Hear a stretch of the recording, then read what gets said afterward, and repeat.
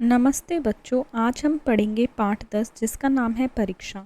सबसे पहले मैं आपको एक छोटी सी समरी बता देती हूँ। ठीक है, देखो होता क्या है, ये राजा जी हैं और ये इनके दीवान हैं। दीवान वो इंसान होता है जो पैसे वैसे की देखभाल करता है, यानी कि जितना भी इनके राज्य में खजाना है ना, कहाँ पर खजाना खर्च करना है, कहाँ पर कितना खजाना बचा है, कितने का हिसाब हो गया है, वो सबका देखभाल कौन करते थे? दीवान जी करते थे। और ये दीवान जी अब काफ़ी बूढ़े हो चुके थे। इन्होंने राजा जी की सेवा पूरे के पूरे 40 साल तक करी थी। राजा जी इनका बहुत आदर सत्कार करते थे, लेकिन इन्होंने राजा जी से रिक्वेस्ट की, उनसे बोला कि अब मैं और काम नहीं कर सकता क्योंकि मैं काफ़ी बूढ़ा हो गया हूँ और मुझे अब आराम की ज़रूरत है। राजा जी ने बोलते हैं, नहीं नहीं, आपको ही काम करना पड़ेगा, आपके बिना यहाँ काम कैसे चलेगा। तो ये दीवान जी राजा जी को काफ़ी समझाते हैं कि नहीं, अब मैं और काम नहीं कर सकता हूँ, मैं बूढ़ा हो गया हूँ और आपको नए दीवान को रखना ही पड़ेगा। तब राजा जी इनके ऊपर एक शर्त लगा देते हैं कि ठीक है, आप नए दीवान को ले आइए तो हम उसको रख लेंगे। आपकी ही रिस्पॉन्सिबिलिटी है, आपको ही नए दीवान को लाना पड़ेगा। तब दीवान जी न्यूज़पेपर में देते हैं कि हमें नए दीवान की ज़रूरत है। जो इंसान अपने आप को समझता है कि हाँ, वो काबिल है इस पोस्ट के लिए, इस पद के लिए, दीवान बनने के लिए, वो आए, उनकी परीक्षा होगी और जो भी जीत जाएगा उसको दीवान बना लिया जाएगा। बहुत सारे लोग आते हैं, प्रतियोगिता होती है और इसी पाठ के अंदर हम ये जानेंगे कि अंत में कौन दीवान बनता है। चलिए मेरे साथ इस पाठ 10 को, जिसका नाम है परीक्षा, को करते हैं। परीक्षा का मतलब होता है टेस्ट। जब रियासत देवगढ़ के दीवान सरदार सुजान सिंह बूढ़े हुए तो परमात्मा की याद आई, अर्थात देवगढ़ जैसे कि दिल्ली, हरियाणा, पंजाब होता है ना बेटा, वैसे ये जगह है देवगढ़। ठीक है, और जो इसके दीवान हैं, ठीक है, वो कौन है? वो सरदार सुजान सिंह है। बच्चा आपसे क्वेश्चन कैसे पूछ लेगी आपकी मैम कि कहाँ के दीवान थे सुजान सिंह, तो आपको क्या बताना है? देवगढ़। और ऐसे पूछ भी सकती है मैम कि देवगढ़ के दीवान कौन थे, तो बता देना सुजान सिंह थे। ठीक है, चलो पढ़ते हैं लाइन बाय लाइन। जब रियासत देवगढ़ के दीवान सरदार सुजान सिंह बूढ़े हुए तो परमात्मा की याद आई, जाकर महाराज से विनय की कि दीनबंधु दास ने श्रीमान की सेवा 40 साल तक की है, अर्थात मालिक मैंने आपकी जो सेवा है वो 40 साल तक की है। अब मेरी अवस्था भी ढल गई। अवस्था मतलब मैं बूढ़ा हो गया हूँ। देखो बेटा, ये डायरेक्ट हिंदी में तो नहीं लिखा है कि मैं बूढ़ा हो गया हूँ, मेरे को निकाल दो, दूसरे को ले आओ, नहीं। जब हम हिंदी या इंग्लिश लिखते हैं तो हम थोड़ी भाषा की बिल्कुल मर्यादा में लिखते हैं। तो ये मर्यादित लाइनें हैं, इन्हीं लाइनों में ऐसे ही लिखा जाता है। ठीक है, तो ये मत सोचना ये कितनी कठिन हिंदी है, ऐसा कुछ नहीं है। धीरे धीरे ये आप जब बड़े होते रहोगे आपके अंदर ये खुद ब खुद आ जाएगी। चलिए आगे पढ़ते हैं। राज काज संभालने की शक्ति नहीं रही, या कहते हैं दीवान जी कि अब मुझ में राज्य संभालने की और शक्ति नहीं रही है। कहीं भूल चूक हो गई तो बुढ़ापे में दाग लगे, सारी जिंदगी की नेक नामी मिट्टी में मिल जाए, अर्थात वो कहते हैं कि अब मैं बूढ़ा हो गया हूँ, गलती होने के जो चांसेस हैं वो भी ज़्यादा हैं। अगर मेरे से अब बुढ़ापे में कोई गलती हो जाती है तो मैंने जितना ज़िंदगी भर काम किया है उस पर सब उंगली उठाएंगे, उसको बोलेंगे कि ये तो मिलावट करता है, ये तो गड़बड़ करता है। देखो, एक तो इनका काम वैसे ही पैसों का है, तो लोग क्या कर सकते हैं, इनके ऊपर आरोप लगा सकते हैं कि इन्होंने तो अपनी ज़िंदगी में और भी घोटाले किए होंगे अगर इनसे अब कोई गलती हो जाती है। राजा साहब अपने अनुभवशील नीति कुशल दीवान का बड़ा आदर करते हैं। अनुभवशील नीति कुशल दीवान, अनुभवशील का मतलब होता है एक्सपीरियंस, नीति कुशल का मतलब होता है ऐसा इंसान जो बहुत अच्छी पॉलिसीज़ बनाता है, बहुत अच्छे निर्णय लेता है। ठीक है, और ये दीवान जो थे वो कैसे थे? बहुत अनुभवशील थे, यानी कि उनके पास बहुत सारा एक्सपीरियंस था। देखो, एक तो ये इतने बूढ़े हो गए हैं, इन्होंने 40 साल तक काम किया है, तो इनके पास बहुत एक्सपीरियंस था। बहुत समझाया लेकिन जब दीवान साहब ने ना माना तो हार कर उनकी प्रार्थना स्वीकार कर ली, पर शर्त ये लगा दी कि रियासत के लिए नया दीवान आप ही को खोजना पड़ेगा। देखो बेटा, राजा जी बड़े चालू थे। ठीक है, उन्होंने बोला ठीक है, हम आपकी बात को मान लेते हैं, लेकिन दीवान जी हमारी भी एक शर्त है, आपको ही हमारे लिए नया दीवान खोज के लाना पड़ेगा। फिर क्या था, दीवान जी को तो अपना काम छोड़ना था, तो उन्होंने क्या किया,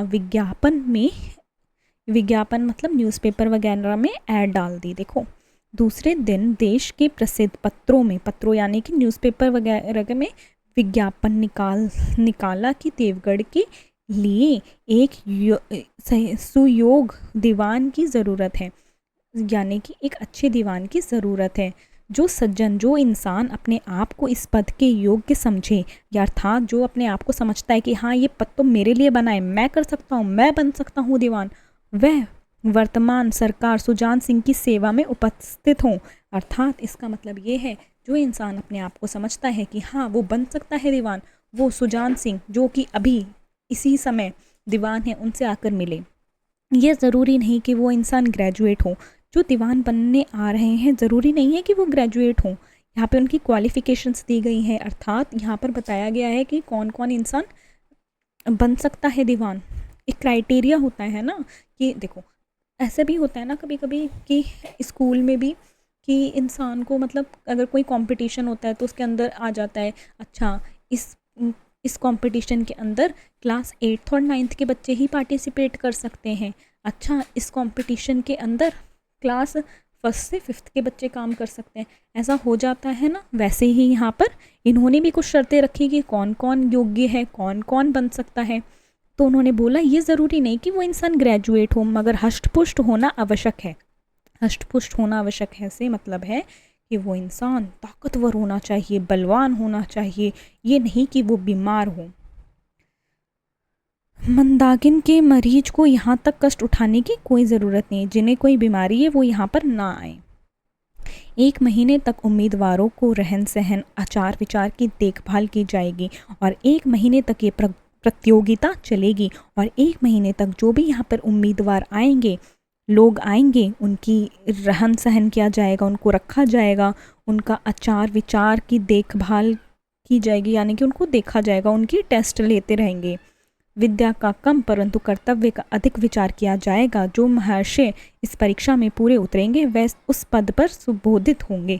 अर्थात इसका मतलब ये है कि विद्या का यहाँ पर ज़्यादा काम नहीं है, मतलब यहाँ पर ये जीके वगैरह का टेस्ट नहीं होगा कि बताइए सबसे बड़ा पर्वत कौन सा है, सबसे बड़ी नदी कहाँ से बहती है, अच्छा हिमालय की चोटी की ऊंचाई कितनी है, अच्छा बताइए वहाँ के प्रधानमंत्री कौन है, ऐसे क्वेश्चंस नहीं पूछे जाएंगे, बल्कि आपके नेचर को टेस्ट किया जाएगा।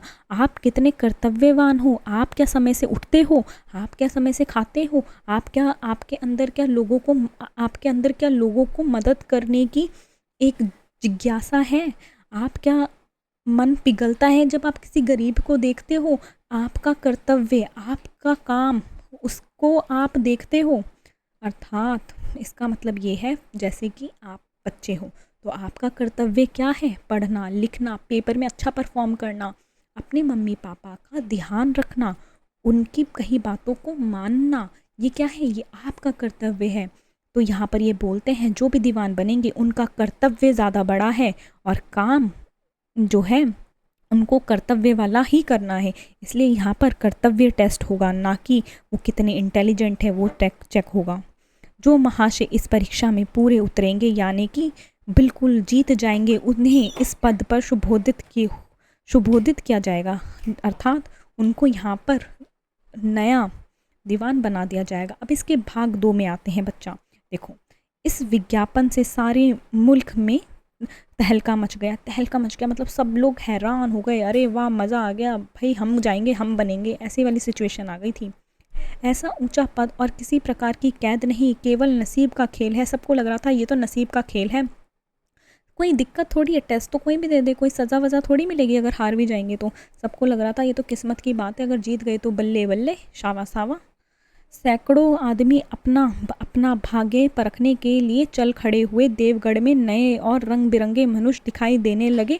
प्रत्येक रेलगाड़ी से उम्मीदवारों का एक मेला सा उतरता, कोई पंजाब से चला आता, कोई मद्रास से, कोई नए फैशन का प्रेमी, कोई पुरानी सादगी पर मिटा हुआ। रंगीन एमामे, चोंगे और नाना प्रकार के अंग रखे और कंटोप देवगढ़ में अपनी सज धज दिखाने लगे। लेकिन सबसे विशेष संख्या ग्रेजुएट की थी, क्योंकि क्योंकि संसद की कैद न होने पर भी क्योंकि सनद की कैद न होने पर भी सनद से पर्दा तो ढका रहता है। देखो अर्थात यहाँ पर देखो बच्चा, ये कहने का मतलब ये है कि देखो वहाँ पर अलग अलग तरह के लोग दिखाई देने लगे। मतलब जिनको भी अच्छा लगता था ना, वो उन्होंने कहा भाई किस्मत की बात है, सब पार्टिसिपेट कर लेते हैं, उसमें क्या है, हार भी गए तो क्या, लेकिन जीत गए तो दीवान बन जाएंगे। तो बहुत सारे लोग आ जाते हैं, हाँ, और नए नए रंग बिरंगे लोग दिखाई देने लगते हैं देवगढ़ में। कलरफुल लोग से मतलब है अलग अलग प्रकार के लोग, जैसे कि कोई पंजाब से था, कोई मद्रास से, कोई बिल्कुल नए फैशन का था, जेंजी बिल्कुल आपकी तरह, और कोई पुरानी सादगी से भरा, वरना कह सकते हैं मेरी तरह बूढ़ा टाइप। ठीक है। और जो वहाँ के जो लोग हैं वो रेलगाड़ी में क्या थे, बहुत सारे लोग आते भर भर के, रंग बिरंगों से मतलब जोकर से बिल्कुल भी नहीं है। रंग बिरंगों से मतलब है अलग अलग तरह के लोग आते हैं। आपकी क्लास में भी तो अलग अलग तरह के बच्चे होंगे ना, कोई छोटा होगा, कोई लंबा होगा, कोई पतला होगा, है ना। तो सब अलग अलग प्रकार के लोग हैं। ऐसे ही वहाँ पर देवगढ़ में अलग अलग प्रकार के लोग आने लगे। सरदार सुजान सिंह ने इन महानुभवों के आदर सत्कार का बड़ा अच्छा प्रबंध कर दिया था। अर्थात जो सुजान सिंह वहाँ के दीवान थे, उन्होंने बहुत अच्छा इंतज़ाम किया। हर एक मनुष्य अपने जीवन को अपनी बुद्धि के अनुसार अच्छे रूप में दिखाने की कोशिश करता था। वो हर वहाँ पर जो भी इंसान आया हुआ था ना, वो ऐसे दिखाता वो था कि वो देव मानुष है, यानी कि अपने आप को बिल्कुल नेक आदमी दिखाता था।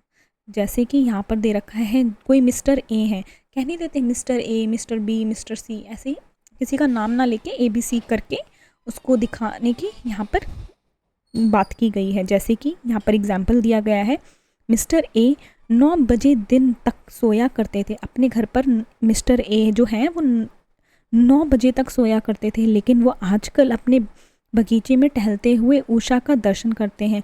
और आजकल तो वो इतनी जल्दी सुबह उठ जाते हैं कि वो सूर्य का दर्शन करते हैं। मिस्टर जो द, स और ज हैं, उन्हें उनके घरों पर नौकरों की नाक में दम था। अर्थात उन्होंने अपने नौकरों की जो नाक है ना, उसमें दम किया हुआ था, यानी कि बहुत परेशान किया हुआ था। लेकिन यह सज्जन आजकल आप और जनाब के बगैर नौकरों से बातचीत नहीं करते थे। अर्थात ये इतना बड़ा ढोंग रचा रहे थे ये लोग कि नौकरों से बातें करने के लिए अपने घर में तो वही बदतमीजी इनकी चलती थी, लेकिन यहाँ पर ये लोग उन्हें आप कहते थे, आप और जनाब कहते थे, यानी कि इज्जत देते थे। मिस्टर ल को किताब से घृणा थी। घृणा मतलब उन्हें बिल्कुल घिन सी आती थी किताबों से। परंतु ये बिल्कुल भी आप नहीं हो। अगर आप अपने आप को सोच रहे हो ना ये आप हो, आप बिल्कुल भी नहीं हो। आप एक अच्छे बच्चे हो, तभी आप पढ़ रहे हो, ठीक है। तो और हमें घृणा नहीं करनी चाहिए, ठीक है। मिस्टर ल जो किताब से घृणा जिन्हें किताब से घृणा थी, परंतु आजकल वह बड़े बड़े ग्रंथ पढ़ने में डूबे रहते थे, ठीक है। और वो आजकल क्या कर रहे थे, बड़े बड़े ग्रंथ और वो सब पढ़ने में लगे थे, व्यस्त थे।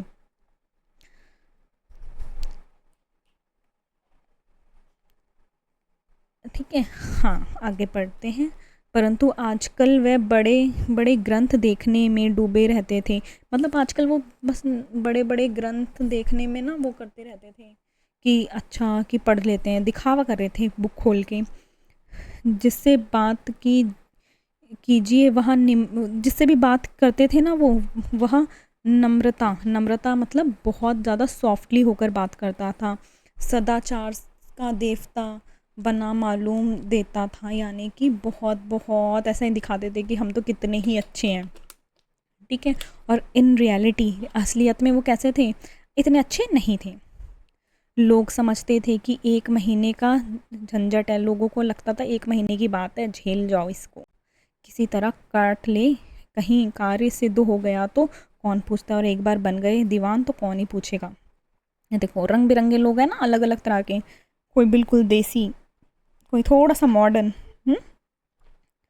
तो सब अलग अलग तरह के लोगों की बात की है। और हाँ, एक प्रश्न आपसे यहाँ से पूछ लिया जाएगा कि वहाँ पर सबसे ज़्यादा लोग किस प्रकार के आए थे। तो वो बोल देंगे कौन थे वहाँ पे सबसे ज़्यादा लोग, तो आपको आंसर में ग्रेजुएट लिखना है, ठीक है। ऐसे ही मैम क्वेश्चंस बनाती हैं, तभी बोलते हो बीच में से क्वेश्चन आ गया, बीच में से क्वेश्चन आ गया। चलो तीसरा पार्ट पे आ जाते हैं अब। एक दिन नए फैशन वालों को सूजी की, देखो वैसे बिल्कुल छोटे से मैं बता देती हूँ। एक दिन क्या होता है, जो नए फैशन वाले लोग थे ना, मैं पढ़ के नहीं बता रही हूँ इसको, जल्दी जल्दी बता देती हूँ, ठीक है। एक नए फैशन वाले जो लोग थे ना, उन्होंने कहा कि चलो हॉकी का मैच खेलेंगे। हॉकी का मैच खेलते हैं वो लोग, और 2 टीमें बनती हैं, ठीक है, टीम 1 टीम 2। तो वो आपस में लड़ते हैं और शाम तक ऐसा हो जाता है कि कोई भी जीत नहीं पाता है, ठीक है, और हार कर वो बैठ जाते हैं। जब वो बैठ जाते हैं तो वो सामने देखते हैं कि एक बैलगाड़ी से अनाज लेकर एक किसान आ रहा है, और उसका जो पहिया है ना, वो कीचड़ में फंस गया है और निकल नहीं पा रहा है। तो वो लोग ना बस ऐसे ही देखते रहते हैं, कुछ करते नहीं है, हेल्प वेल्प नहीं करते उस आदमी की, किसान की, ठीक है। लेकिन एक आदमी होता है, वो हेल्प कर देता है, ठीक है। उसी के बारे में ये खंड 3, ठीक है। चलो इसे पढ़ते हैं। एक दिन नए फैशन वालों को सूजी की आपस में हॉकी का खेल हो जाए, या प्रस्ताव हॉकी के मंजे हुए खिलाड़ियों ने पेश किया। एक दिन वो जो नए विचार वाले लोग थे, उन्होंने कहा हॉकी का मैच खेलेंगे। उन्होंने ये आइडिया दिया कि हॉकी का मैच होना चाहिए, और वो बहुत एक्सपर्ट थे, उन्हें कॉन्फिडेंस था कि हाँ हम जीत जाएंगे, तो अपना एक पॉइंट बनेगा। यह भी तो आखिर एक विद्या है, वो बोलते हैं, ये भी तो एक ज्ञान है, ये भी तो एक विद्या है, इसे क्यों छिपा रखें। संभव है कि कुछ हाथों की सफाई ही कम काम कर जाए, क्या पता इससे ही मज़ा आ जाए, कुछ हो जाए।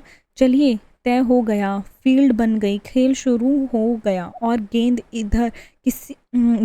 किसी दफ्तर, हाँ, दफ्तर के अप्रेंटिस की तरह ठोकरें खाने लगी, यानी कि इधर उधर होने लगी, कभी 1 टीम के पास, कभी 2nd टीम के पास, कभी पहली टीम के पास।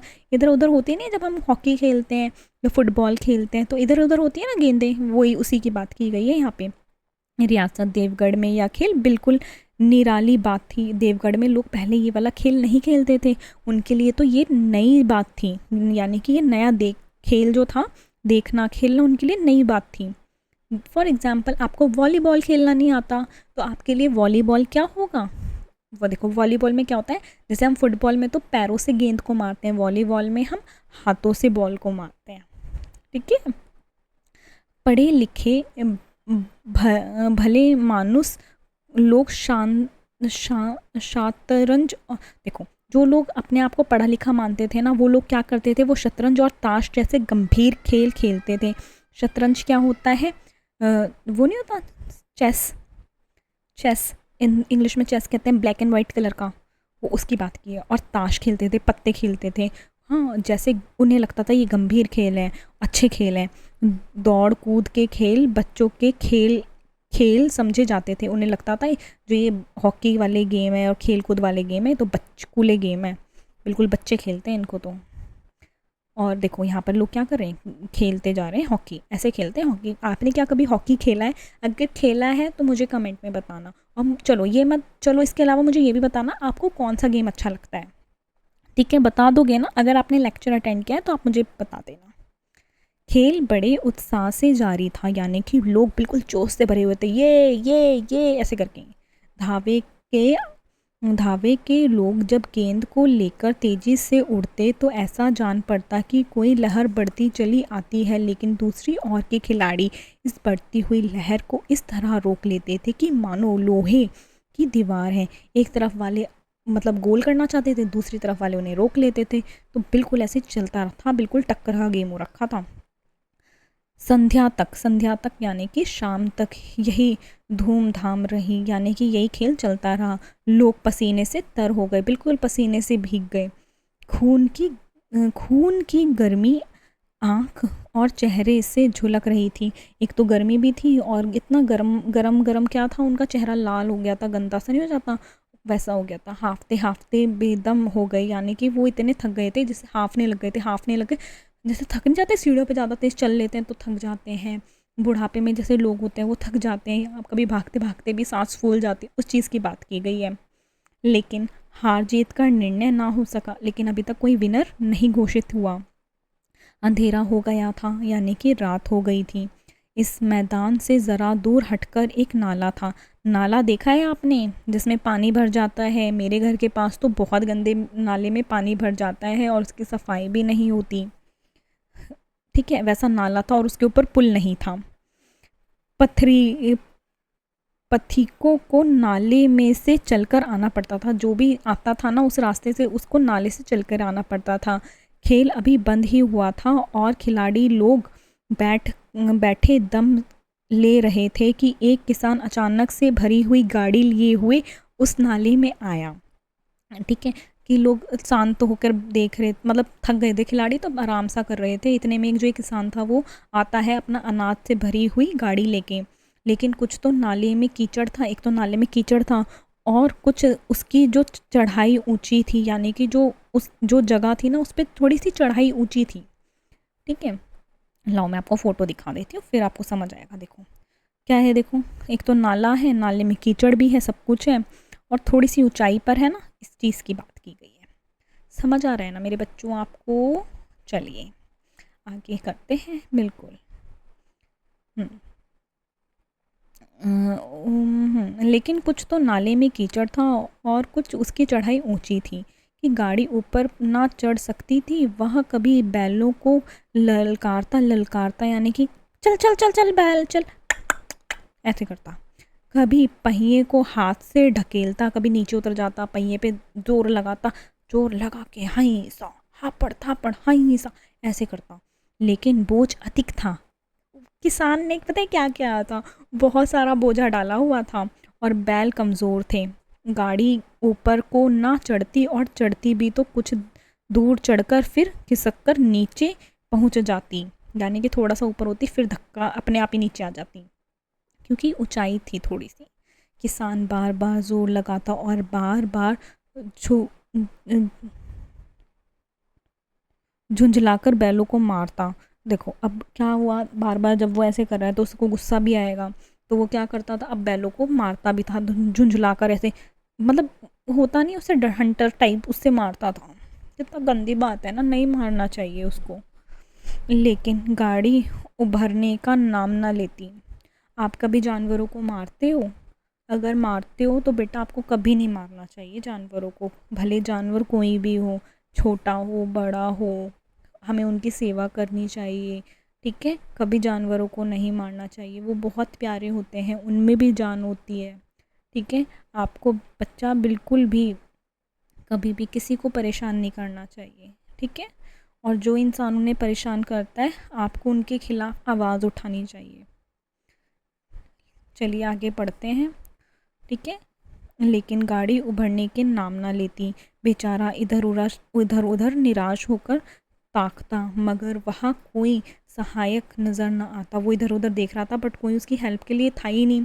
गाड़ी को अकेले छोड़कर कहीं जा भी नहीं सकता था, क्योंकि गाड़ी में इतना सारा सामान है, कोई उठा ले तो।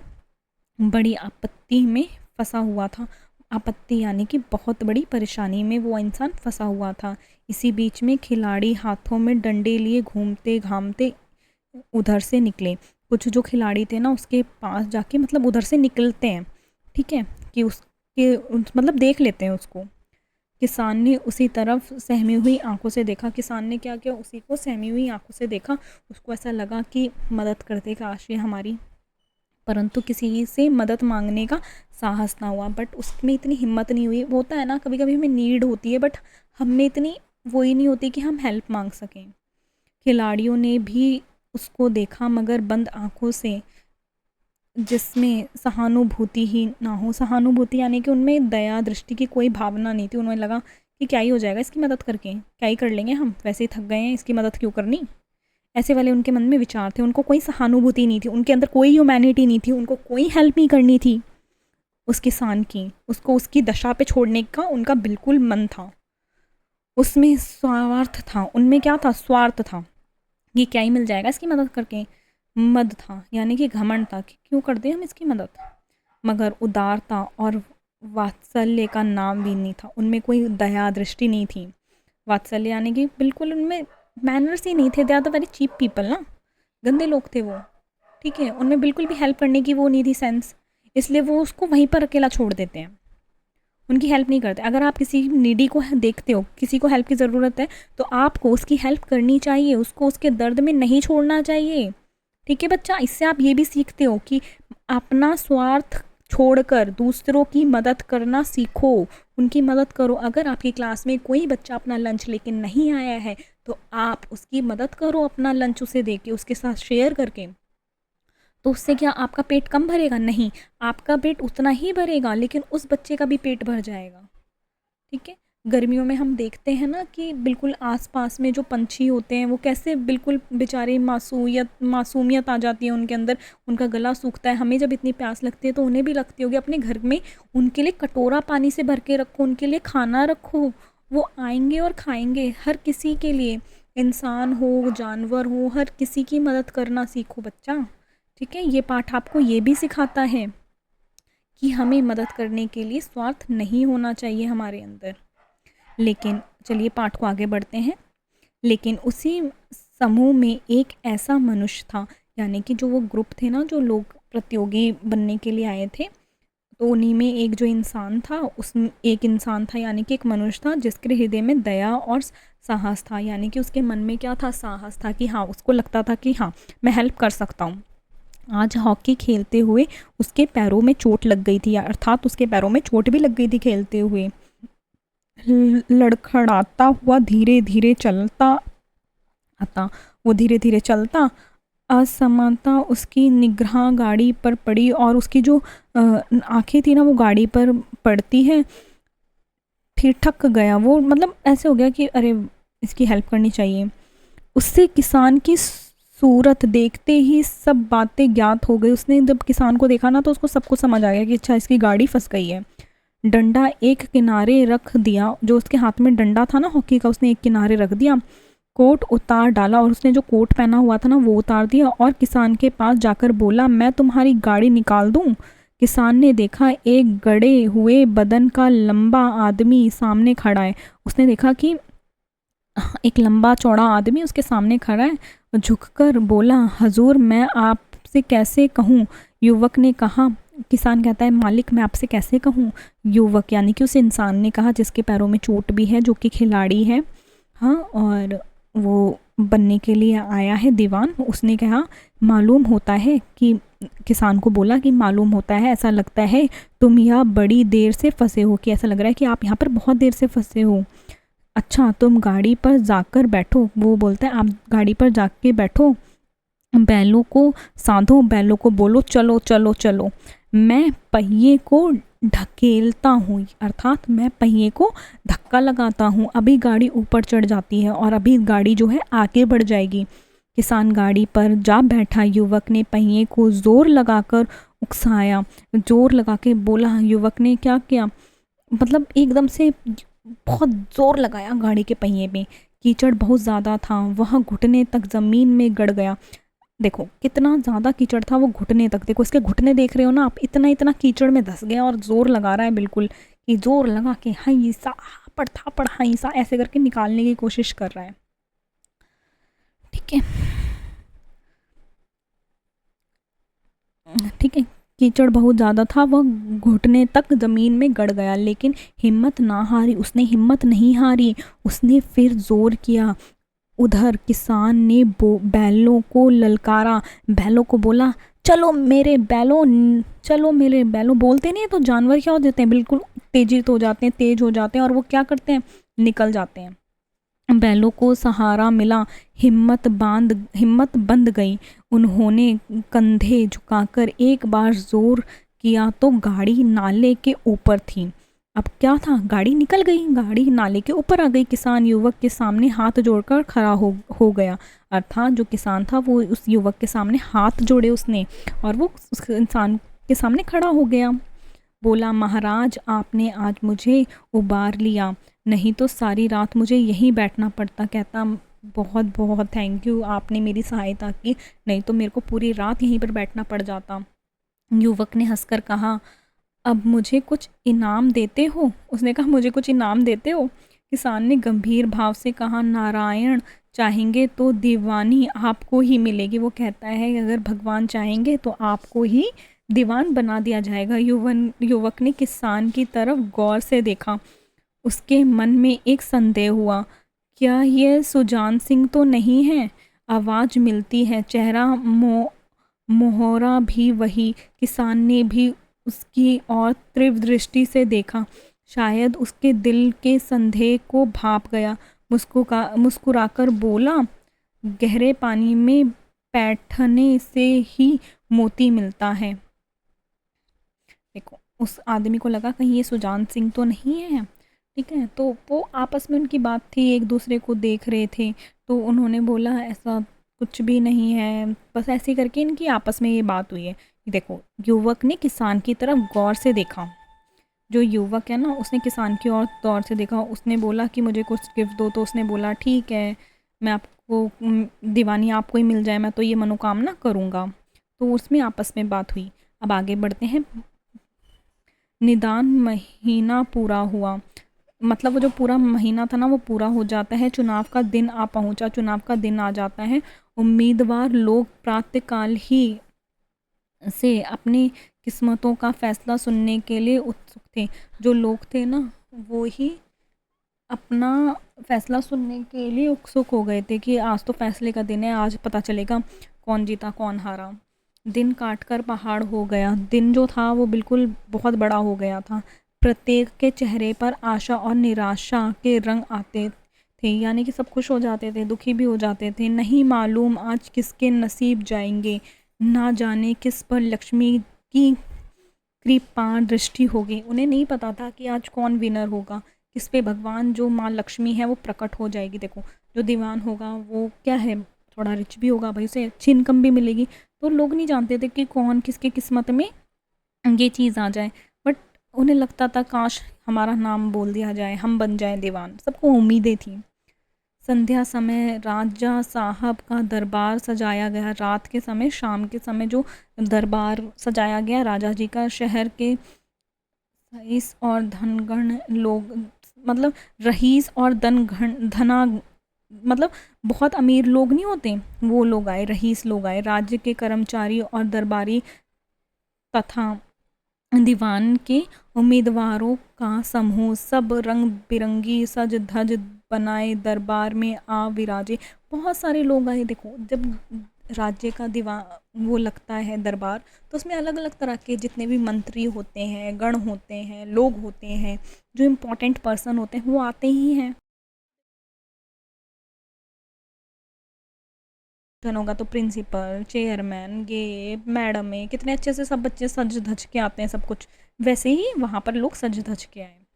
उम्मीदवारों के कलेजे धड़क रहे थे। जो उम्मीदवार थे ना, जो वहाँ पर लोग आए,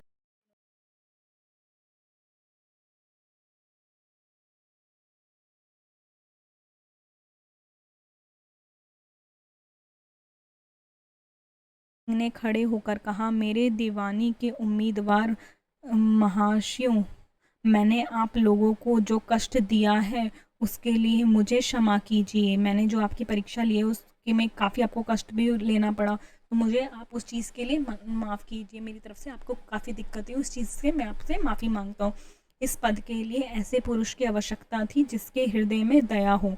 ऐसी इंसान की मतलब ज़रूरत थी जिसके मन में दया हो, और साथ में आत्म बल यानी कि उसमें हिम्मत हो। आत्म बल यानी कि हिम्मत। हृदय वह जो उदार हो, ऐसा दिल जो कि मतलब हेल्प करने वाला। उदार यानी कि बड़ा दिल। आत्मबल वह जो आपत्ति का वीरता के साथ सामना करे, मतलब ऐसा इंसान जो आपत्ति यानी कि जो कष्ट आए उनका वीरता से सम्मान करे, सामना करे, उनसे क्या लड़े। और इस रियासत के सौभाग्य में ऐसा पुरुष मिल गया, और ऐसा पुरुष हमें मिल चुका है। ऐसे गुण वाले संसार में कम है, और जो है वह कीर्ति और मान के शिखर पर बैठे हुए हैं। उन तक हमारी पहुंच नहीं। मैं रियासत के पंडित जान की नाथ सा को दीवानी पाने पर बधाई देता हूँ। हुए हुए बल्ले बल्ले, ये क्या हुआ? आपको समझ आया? देखो, मैं आपको समझाती हूँ क्या हुआ यहाँ पर। देखो, दीवान जी मतलब राज्य सजा हुआ था, उसमें सारे लोग आ चुके थे जो उम्मीदवार थे, उनके दिल धड़क रहे थे।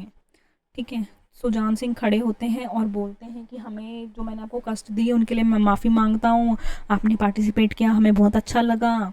ठीक है, और हमें वो दीवान मिल चुका है जिसकी हम ढूंढ रहे थे। हमें ऐसा इंसान चाहिए था जो जिसका मन बड़ा हो, जिसका दिल बड़ा हो, उसमें हिम्मत हो, उसमें वीरता हो, है ना। ऐसी ऐसी बातें करते हैं और बोलते हैं हमें मिल चुका है और उसका नाम है पंडित जानकी नाथ।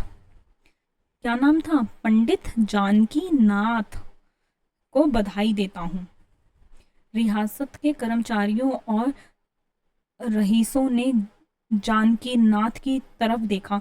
सबने क्या देखा? बिल्कुल स्पॉटलाइट पे किसको देखा? जानकी नाथ जी को देखा कि कौन है, कौन है, कौन है वो, कहाँ है, कहाँ है जानकी नाथ, जानकी नाथ। ऐसा हो गया वहाँ पे।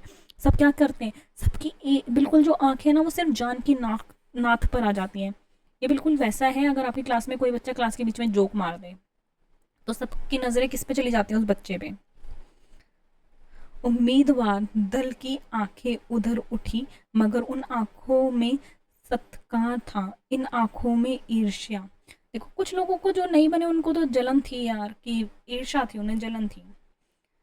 सरदार साहब ने फिर फरमाया, आप लोगों को यह स्वीकार करने में कोई आपत्ति ना होगी कि जो पुरुष स्वयं जख्मी होकर भी एक गरीब किसान की भरी हुई गाड़ी को दलदल से निकालकर नाले के ऊपर चढ़ा दे, उसके हृदय में साहस, आत्मबल और उदारता का वास है। ऐसे आदमी गरीबों को कभी ना सतावेगा। यानी कि ऐसा जो इंसान जो इतना खुद में कष्ट होने में उसके पैर में लगी हुई है, ठीक है, वो भी तो थक गया है, फिर भी उसने क्या किया? उस गरीब किसान की मदद करी बिना किसी लालच के। तो ऐसे ही इंसान को हमने अपना दीवान चुना है। और ऐसा ही इंसान क्या करेगा? वो आगे जाकर कभी गरीब लोगों को कष्ट नहीं पहुंचाएगा। उसका संकल्प दृढ़ है, यानी कि जो वो फैसला लेता है उसका वो फैसला बिल्कुल संकल्प रहता है, यानी कि हिलता नहीं है, डगमगाता नहीं है। जैसे कि अगर आप पेपर में अच्छा परफॉर्म करने का फैसला लेते हो, भले ही 1-2 नंबर कम आए, लेकिन आप हिम्मत तो जुटाते हो ना बच्चा। तो वो हिम्मत आपकी बहुत बिल्कुल उसकी मतलब बहुत अच्छी बात है वो। ठीक है, अच्छे से पढ़ना बच्चा। जो उसके चित्त को स्थिर रखेगा, मतलब जो अपने दिमाग को ठंडा रखेगा, वह चाहे धोखा खा जाए परंतु दया और धर्म से कभी ना हटेगा। ऐसा इंसान कैसा भी हो, ठीक है, वो क्या करेगा? वो अपने धर्म से कभी नहीं हटेगा, यानी कि जो उसका काम है वो उससे कभी पीछे नहीं हटेगा। वो क्या करेगा? गरीबों की सहायता करेगा, कभी धोखाधड़ी नहीं करेगा अपने काम में। इस कहानी को लिखा है प्रेमचंद्र जी ने। चलिए प्रेमचंद्र जी हम जो हमारे लेखक हैं उनके बारे में जानते हैं, लेखक से परिचय। देखो ये प्रेमचंद्र जी हैं, इनका जन्म 1880 में वाराणसी में लम्हे नामक गांव में हुआ था। हिंदी के एक महान लेखक और कथा सम्राट के नाम से प्रसिद्ध प्रेमचंद का वास्तविक नाम माने कि रियल नेम धनपत राय था। एक होता है pen name, PEN pen name. ठीक है, इनका जो पेन नेम था, अपना जो हर कहानी के पीछे ये नाम लिखते थे, वो था प्रेमचंद्र, और इनका रियल नाम जो था धनपत राय था। उन्होंने समाज सुधार और राष्ट्रीय भावना से ओतप्रोत कई कहानियाँ और उपन्यास लिखे, यानी कि उन्होंने बहुत कुछ लिखा है। उनकी अनेक कहानियाँ जैसे ईदगाह बड़े, यहाँ पे उनकी कहानियों के बारे में बताया गया है, जैसे कि दो बैल की कहानियाँ, ये सब बच्चों आपने पढ़ी है, उनके बारे में ही यहाँ पे जिक्र किया गया है। इसी के साथ हमारा जो पाठ है वो ख़त्म होता है। चलो एक प्रश्न कर लेते हैं।